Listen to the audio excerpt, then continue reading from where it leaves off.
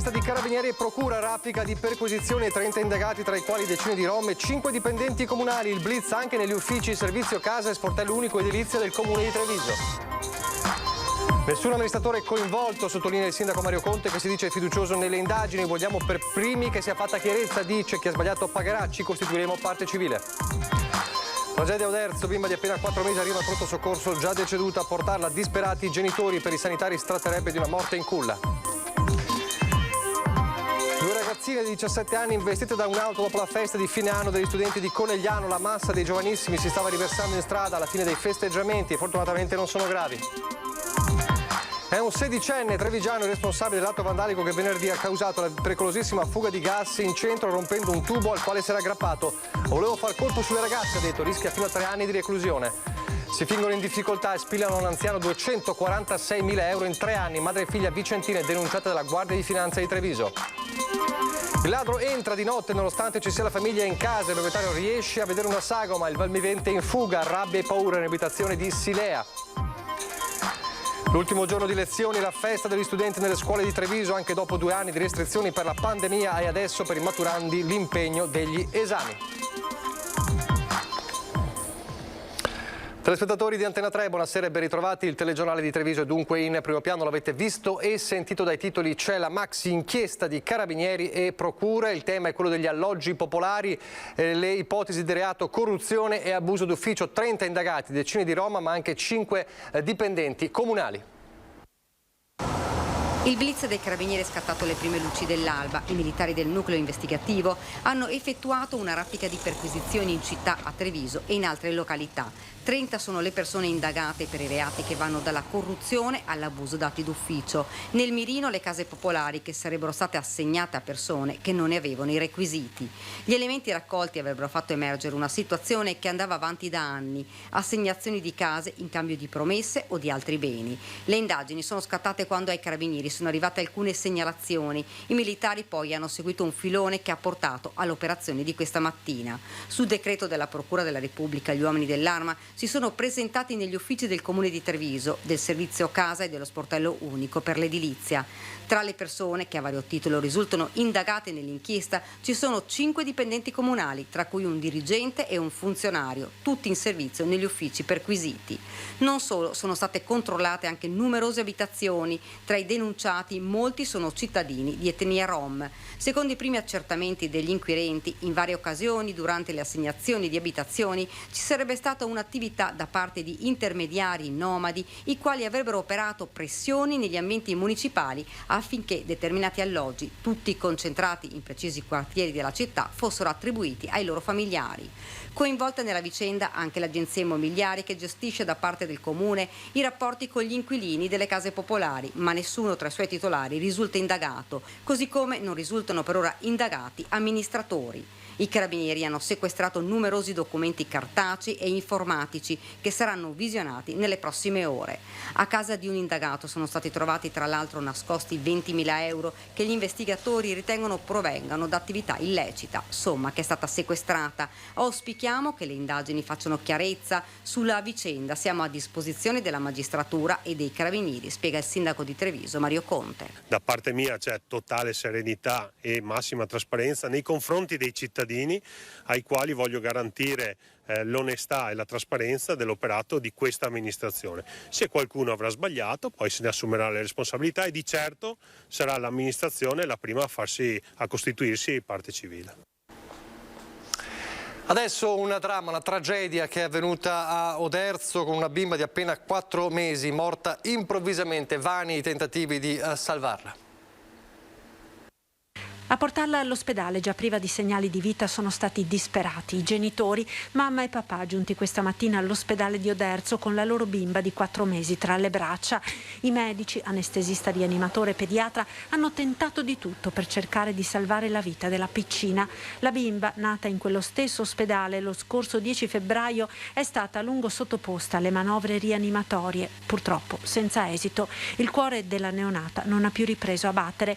Cosa abbia causato la morte morte della bambina verrà stabilito da ulteriori accertamenti diagnostici. L'ipotesi ritenuta al momento più probabile da parte dell'azienda sanitaria è che si tratti della cosiddetta morte in culla, il decesso improvviso ed imprevedibile che rappresenta una delle principali cause di morte dei bambini nel primo anno di vita. La notizia della tragedia si è diffusa rapidamente ad Oderzo. L'amministrazione comunale, così come l'ULSS 2, si stringono alla famiglia in questo momento di enorme dolore. Torniamo in città a Treviso e torniamo nella zona di via Pisa. Ieri abbiamo raccontato del blitz della Digos anche a Treviso per arrestare un 23enne muratore incensurato che secondo le accuse faceva parte della cellula islamista vicina a un attentatore della sede del giornale satirico Charlie Hebdo. Ebbene, il giorno dopo resta lo sconcerto appunto per questa vicenda. Le voci dei residenti del grattacielo di via Pisa dove abitava il giovane muratore le sentiamo proprio nel prossimo servizio mentre le indagini continuano. Una situazione sgradevole, ma insomma la cosa fondamentale è che lui, che era uno, ma insomma tutta questa cellula è stata sgominata, quindi... Incredulità e fiducia nelle forze dell'ordine esprimono al citofono alcuni residenti del grattacielo di via Pisa. Per chi lo ha visto salire e scendere dall'appartamento sembra impensabile che quel tranquillo 23enne Nauman Ali, professione muratore, fosse affiliato alla cellula terroristica pakistana che nei suoi messaggi assicurava di poter mettere in piedi in varie zone d'Italia un gruppo capace di compiere attentati. L'inchiesta è partita dal capo della cellula, Yassen Tahir, 25enne, fermato a Reggio Emilia. Scandagliando tra i suoi contatti, gli inquirenti hanno chiuso il cerchio. I sodali condividevano la stessa ideologia, estremismo islamico e odio per l'Occidente. Fammi lavorare 2 mesi e poi troviamo una nostra tana e facciamo il gruppo Gabar qua in Italia. E ancora, tra 2 mesi comincio a comprare delle armi. Queste le intercettazioni che hanno consentito alla questura di Genova di smantellare la cellula di 14 persone con la Digos di Treviso a fare irruzione in piena notte in via Pisa e prelevare Nauman Ali. Dietro a questa porta Ali viveva con altri connazionali che non hanno voluto parlare. Metti giù, se no io rompo. Fra gli italiani intanto cresce la diffidenza verso lo straniero, la paura è rivolta agli indottrinati dall'ISIS. È l'ISIS che fa paura. Altri italiani sminuiscono l'accaduto, gli arresti potevano accadere ovunque, ci dicono, qui l'estremismo non è radicato. Io non vivo nella paura e ci passo qui molte ore della mia giornata. Non mi sento per nulla in pericolo, anzi. Gli stranieri sono i più preoccupati, temono gli effetti di questo arresto e di subire delle ingiuste ripercussioni. Convivere sullo stesso palazzo così e sentire tutte queste cose qua, cioè, la gente ha paura, si tengono anche chiusi dentro casa. Temono la diffidenza nei loro confronti da parte degli italiani. Sì, alla luce di questi fatti sì. A ridimensionare la pericolosità di quanto accaduto la vicina dell'appartamento dove è avvenuto il blitz. C'è gente cattiva musulmana, che c'è gente buona anche musulmana, anche come cristiana. Io penso che la diffidenza appunto riguardo lo straniero non sia una cosa dovuta, nel senso che non tutti, cioè non è di tutta l'erba un fascio, non dobbiamo fare di tutta l'erba un fascio. Intanto le indagini proseguono per gli inquirenti. Il 23enne muratore potrebbe aver avuto un ruolo da basista, in queste ore verrà sentito dai magistrati. Poteva trasformarsi davvero in tragedia la festa di fine anno degli studenti a Conegliano, festa che vede anche la sfilata per le vie della città dei trattori con gli studenti dell'Istituto Cerletti. Quando i festeggiamenti si erano praticamente conclusi ed è cominciato il deflusso degli alunni dei vari istituti scolastici cittadini, un gruppo di giovanissime studentesse stava attraversando via Torricelli quando è sopraggiunta una vettura che ne ha travolte 2. Entrambe le ragazzine sono state portate all'ospedale di Conegliano. Una, dopo la visita, è stata dimessa ed è potuta tornare a casa. La seconda, 17enne, è stata invece ricoverata in osservazione. Le sue condizioni non sono fortunatamente gravi. E poi la maxi fuga di gas in via Toniolo a Treviso, l'abbiamo raccontato venerdì scorso, praticamente in presa diretta nella nostra prima edizione. Ebbene, la polizia ha definitivamente identificato il responsabile, che è un ragazzino, pensate, di appena 16 anni, trevigiano. Volevo far colpo su delle ragazze, ha detto, per giustificarsi. Adesso rischia fino a 3 anni di reclusione.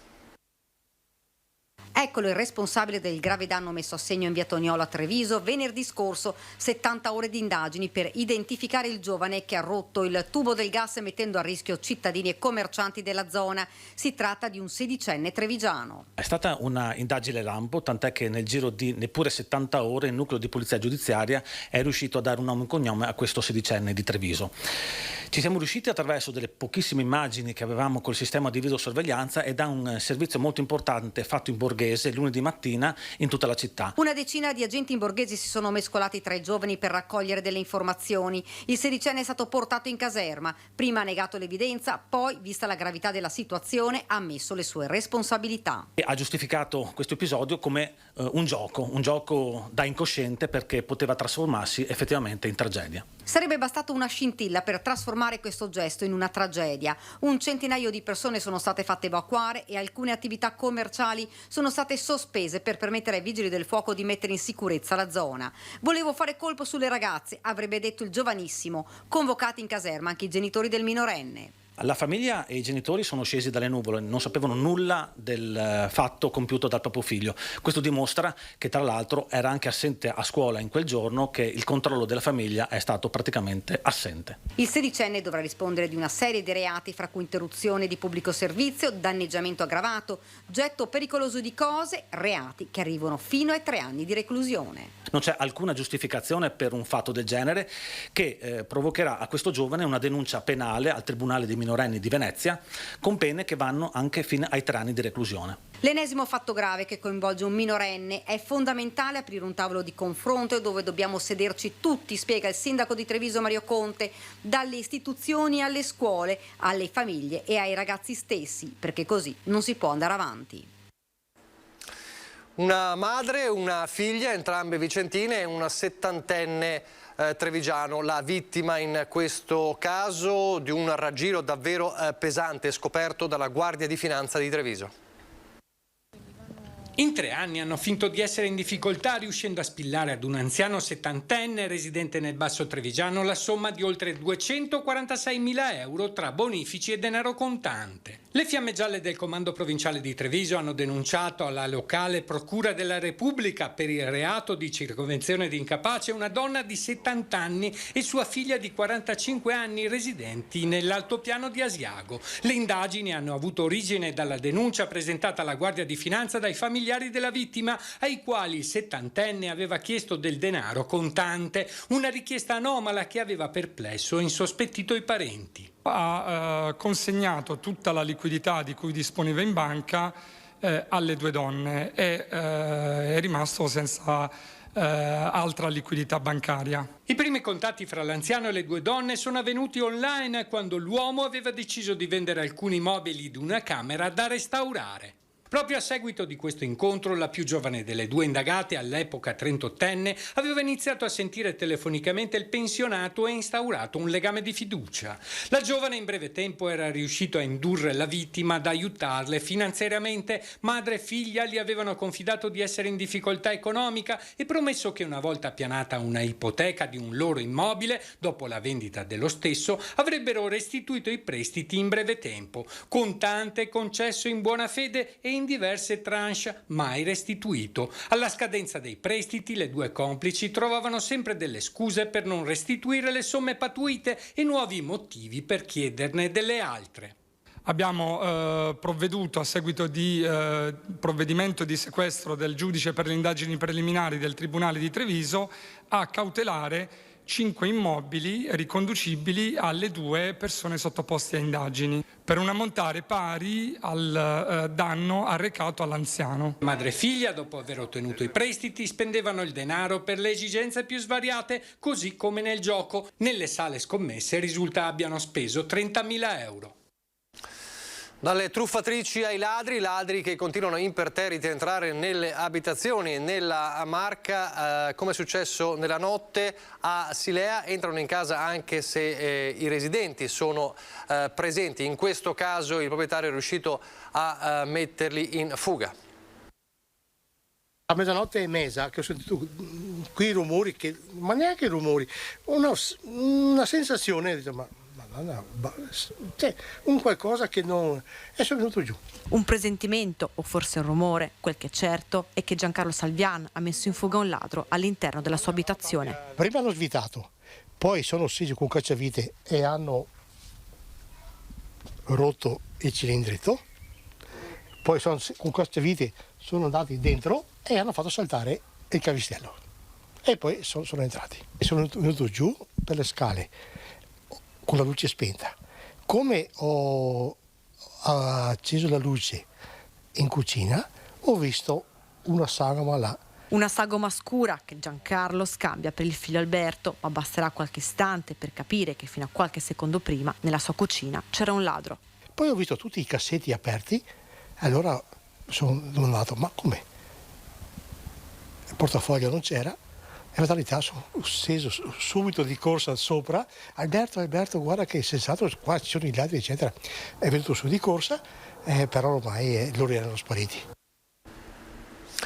Cambiamo argomento. Domenica 12 giugno non è solo il giorno in cui si vota per le elezioni comunali, ma anche per il referendum sulla giustizia. Sono 5 i quesiti referendari, dalla separazione delle carriere alla riforma del CSM, passando per l'abrogazione del decreto Severino. Sentiamo allora oggi la voce dei comitati che dicono no per questo referendum. Votare no o astenersi non vuol dire pensare che la giustizia va bene così, perché la giustizia non va bene così. Però non si può sottovalutare il fatto che il garantismo, quindi le garanzie, il giusto processo, la durata ragionevole del processo, deve riguardare tutti, non può riguardare solo politici e amministratori. Ecco le ragioni di chi sostiene il no o l'astensione al voto del referendum sulla giustizia. Rifondazione Comunista spiega quali sono i punti, secondo loro, critici dei 5 quesiti. Tra questi la separazione delle carriere dei magistrati è una delle questioni più contestate. La separazione delle carriere non va bene perché correttamente e coerentemente, come dice Carlo Nordio, significa fare del PM una funzione totalmente separata al giudice, mentre semmai bisognerebbe unire le culture giuridiche, riavvicinare magistrati requirenti, magistrati giudicanti e anche avvocati nel penale. Quindi quello che conta è avere una cultura comune di giurisdizione. No a tutti e 5 i quesiti, spiega Schiavona, responsabile giustizia di Rifondazione Comunista. No, soprattutto all'abrogazione del decreto Severino. Nella testa dei referendari si cancella l'intero testo unico, non si cancella solo la sospensione nei confronti di sentenze in primo grado, si cancella tutta la disciplina sull'incandidabilità e la decadenza. Se passasse questo referendum, da domani mattina anche persone con condanne gravi passate in giudicato per delitti non colposi continuerebbero a svolgere la loro attività. Viceversa si può discutere su singole parti della Severino che non vanno bene. Altro discorso è cancellare niente poco di meno che 22 articoli. Torniamo a Treviso. In tanti oggi pomeriggio hanno voluto dare l'ultimo saluto nella sala del commiato di Santa Bona a Tullio Guadagnin, morto venerdì sera, 89 anni, personaggio di spicco della politica trevigiana e veneta tra gli anni 70 e 90 nella fila dei socialisti. Aveva ricoperto diversi incarichi in comune a Treviso, prima come consigliere, poi come assessore e vice sindaco della giunta Mazzarolli, poi in Regione Veneto come assessore all'urbanistica e ai trasporti. L'orazione funebre è affidata alla figlia e alla moglie, mentre è stato il professor Ernesto Brunetta a ricordarne la figura politica. Ci hanno tacciato di delinquenti perché eravamo socialisti, ha detto Brunetta, ma adesso tutti si stanno accorgendo di cosa vuol dire fare buona politica e buona amministrazione, come ha fatto Guadagnin. Il sindaco di Treviso Conto ha ricordato che presto verrà installata una targa a Palazzo Rinaldi per ricordare l'impegno civico e amministrativo di Guadagnin. Pochi istanti di pubblicità, poi i festeggiamenti degli studenti per l'ultimo giorno di scuola.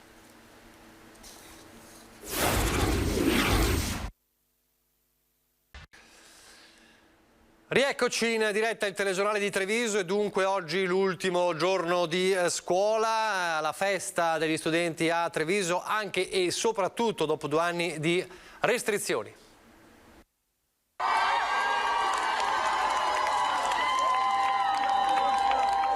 Musica, abbracci e tanta emozione. È suonata l'ultima campanella di quest'anno scolastico e nei licei della città concerti a cielo aperto in vista dei festeggiamenti organizzati nella serata.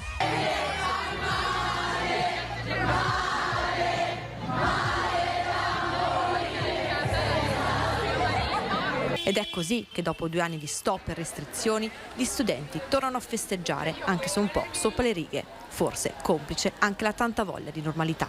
Ultimo giorno di scuola, com'è andata?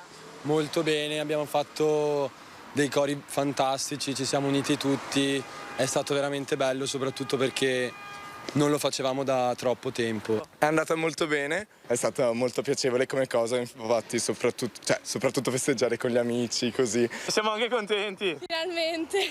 Come avete festeggiato? Beh, adesso andiamo a prenderci un aperitivo e io adesso mi sono fatto un giro in moto tra gli studenti. Ci siamo divertiti un sacco, abbiamo festeggiato alla grande finalmente come eravamo abituati a fare gli anni scorsi, non c'era stato possibile, invece quest'anno è andato tutto bene. E in questo giorno di festa non potevano mancare le notte di Venditti, un vero e proprio inno a tutti i maturanti.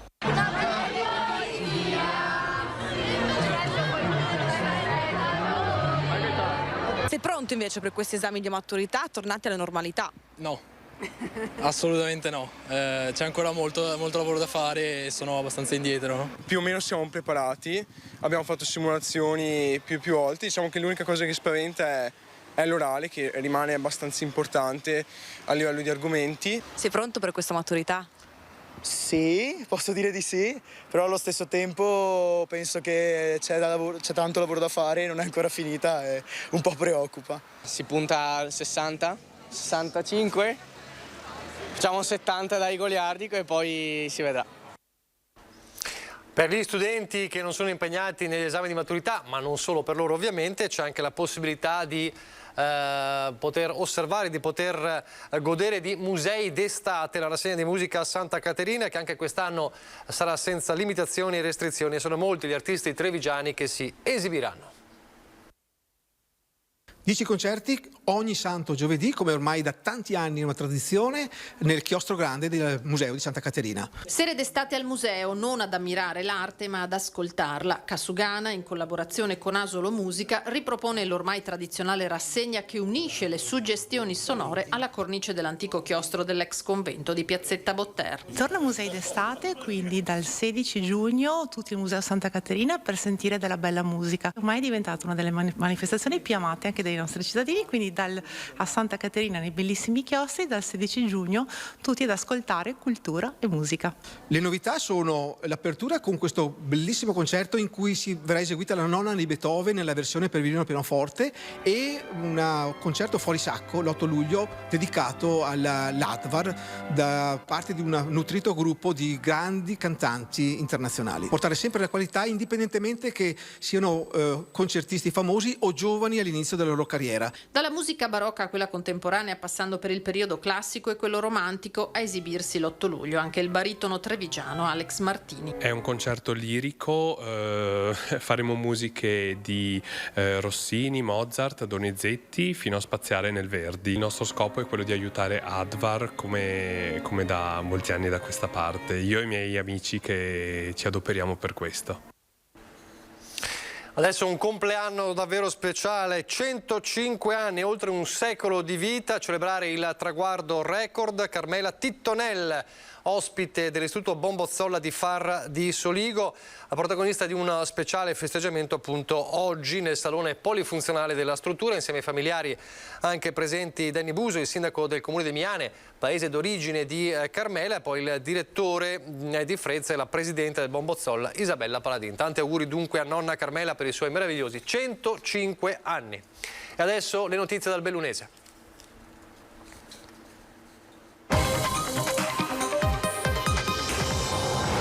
Apriamo con la cronaca perché è stato purtroppo ritrovato senza vita il corpo di Renzo Costantin, l'83enne di Val di Zoldo, del quale non si avevano notizie da domenica scorsa, quando l'anziano era uscito per una escursione e non aveva più fatto ritorno a casa. Secondo una primissima ricostruzione, Costantin sarebbe scivolato nell'attraversare un tratto impervio per raggiungere la traccia di un sentiero nella parte alta di Val di Doa. Ecco le immagini del recupero della salma. A ritrovare il corpo di Costantin a 100 metri dalla località Le Boccole è stato un militare della stazione del soccorso alpino della Guardia di Finanza di Auronzo con l'ausilio della unità cinofila. La salma è stata recuperata, come vediamo, dai soccorritori e affidata al carro funebre. Adesso invece parliamo delle elezioni amministrative, ormai pochissimi giorni dal voto per il rinnovo di Palazzo Rosso, gli appelli dei 3 candidati sindaco di Belluno. Allora, rigorosamente in ordine alfabetico partiamo con Oscar De Pellegrin, sostenuto da 2 liste civiche e poi da Lega e Fratelli d'Italia. Sentiamolo. De Pellegrin, 3 aggettivi che qualificano il suo programma elettorale. Onestà, concretezza, trasparenza. Onestà, io credo sia un programma veramente fatto col cuore, onesto e veramente dove si è inserito le cose che veramente possiamo fare, possiamo concretizzare. La concretezza, ecco, lo dice la parola, quindi cose che abbiamo pensato per la città che possiamo veramente realizzare. Trasparenza, perché io credo che dobbiamo avere la massima trasparenza verso di tutti e creare, ecco, questo rapporto di fiducia con i cittadini.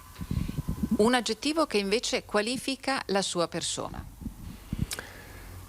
Forza, io credo che nel mio vocabolario non posso, non voglio, non è possibile, non è mai stato e mai lo penserò. Io credo che le cose si possano fare, basta volerlo, basta avere forza, basta avere carattere e soprattutto farsi aiutare. Quindi una grande squadra che condivide un grande progetto, unita, concreta, che sa veramente dare un volto nuovo, idee nuove a questa città. Il 12 giugno, domenica 12 giugno, i cittadini bellunesi perché devono votare Oscar De Pellegrin? Oscar De Pellegrin perché rappresenta veramente in concreto una novità, un cambiamento con chi ha gestito la città in questi 10 anni. Abbiamo un programma, abbiamo una squadra concreta, coesa, che è un anno che lavora insieme e unita soltanto, ecco, per idee a beneficio di questa città, non per sedie in cambio, e quindi credo che questo veramente rappresenti qualcosa di vicino ai cittadini, quello che i cittadini vogliono, e quindi io non dico di votare Oscar De Pellegrin, dico di andare a votare. Io credo che sia la forma più democratica che abbiamo in questa nostra società, quindi io credo che se i bellunesi votano, i bellunesi vincono.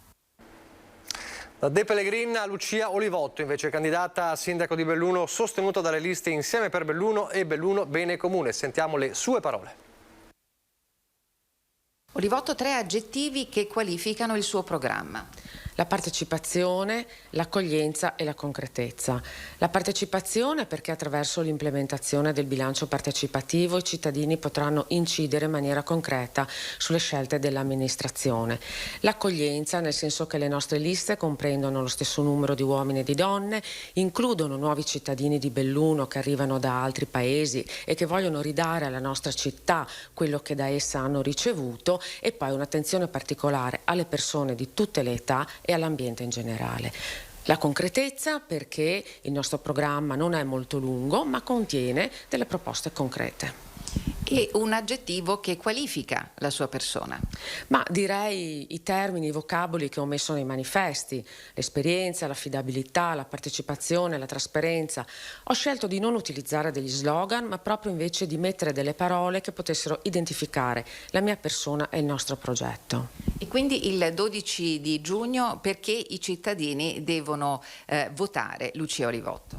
Perché ho un'esperienza maturata in questi ultimi 10 anni, ho gestito il bilancio comunale e specialmente in questi ultimi 2 anni in maniera difficile, perché forse sono stati gli anni più difficili dal dopoguerra, perché siamo un gruppo di persone coeso, concreto, non abbiamo parlato di posti, non abbiamo fatto scaramucce preelettorali e siamo un gruppo di persone che abbiamo tutto un lavoro, una professione, non abbiamo bisogno della politica per realizzarci nella vita, ma ci siamo messi a disposizione della nostra città perché qui viviamo, la amiamo e vogliamo fare qualcosa per la nostra città.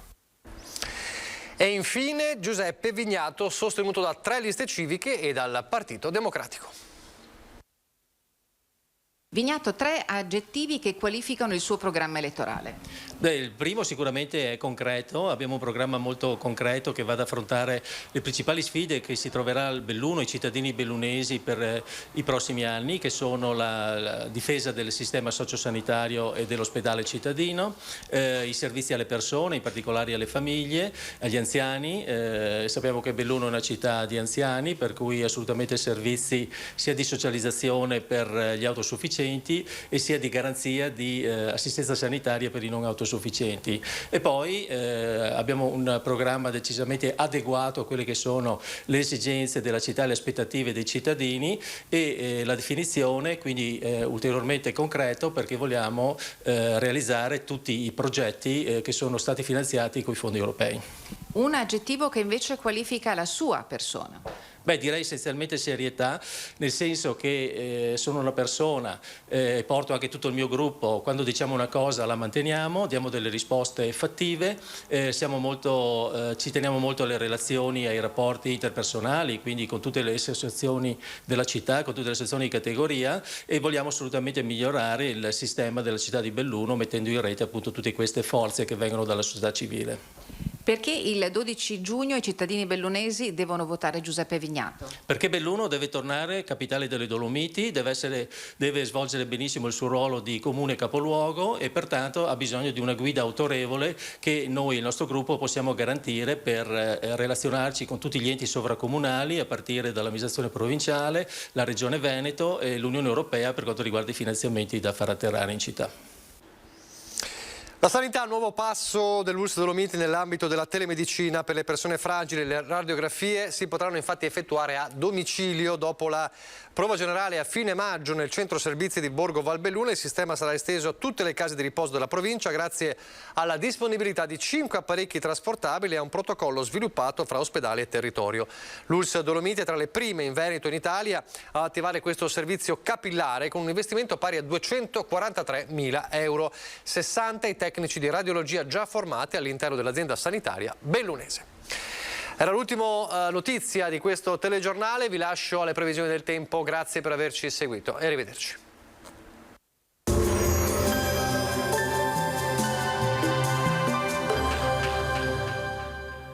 Da oltre 40 anni Bacifrutta c'è per te.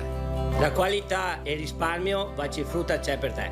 Selezioniamo il prodotto, Bacifrutta c'è per te. Bentrovati al meteo. La perturbazione si sposta verso i Balcani nella giornata di giovedì 9 giugno, tempo ancora instabile e nuovo temporaneo calo termico. Vediamo insieme il dettaglio.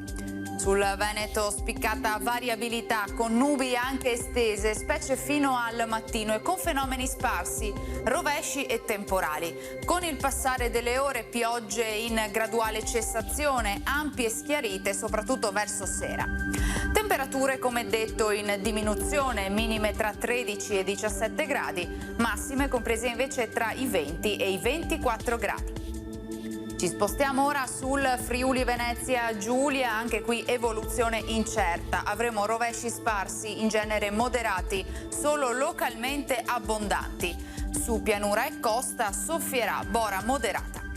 Temperature minime sui 15-17 gradi, massime sui 18-21 gradi. Infine diamo uno sguardo alla situazione del Trentino Alto Adige, anche qui piogge in mattinata, nel pomeriggio migliora con più sole. Temperature minime intorno ai 14-16 gradi, massime sui 25. Dal meteo di Antenna 3 per ora è tutto, arrivederci al prossimo aggiornamento.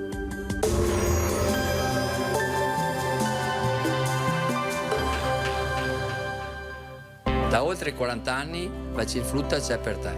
La qualità e il risparmio Bacifrutta c'è per te. Selezioniamo il prodotto, Bacifrutta c'è per te.